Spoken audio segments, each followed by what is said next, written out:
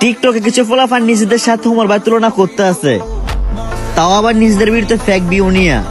হায় রে মিস্টার বক্কর, শিয়াল হয়ে বাঘের সাথে নিতে আসো না টক্কর।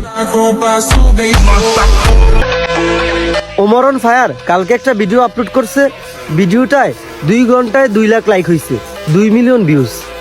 আমি আগেও বলছি, নতুন করে আবারও বলতেছি, ওমর অন ফায়ার টিকটকের কিং। আপনারা মিলাই নিয়েন, অল্প কিছুদিনের মধ্যে ওমর অন ফায়ার বাংলাদেশের নাম্বার 1 টিকটকার হয়ে দেখাই দিব ইনশাআল্লাহ। বাংলাদেশে কে জানি 100 মিলিয়ন রেকর্ড করছিল, তারা যদি চিনেন ছোট্ট করে একটা মেনশন মাইরেন। তার নামটা জানি কি, তাড়াতাড়ি কমেন্ট করেন।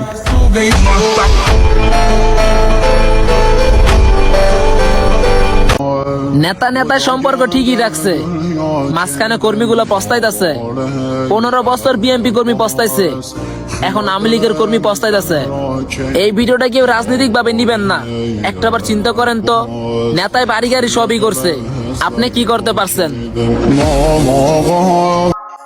সবার ব্যবহার গেলে মনে রাখলাম, মনে রাখিস দিন তোর ছিল, কিন্তু সামনের বছরটা আমার হবে। আমার সাথে অন্য কারো তুলনা করার কোনো দরকার নেই। আমিও মানলাম সে আমার থেকে ভালো, তার কাছে যান।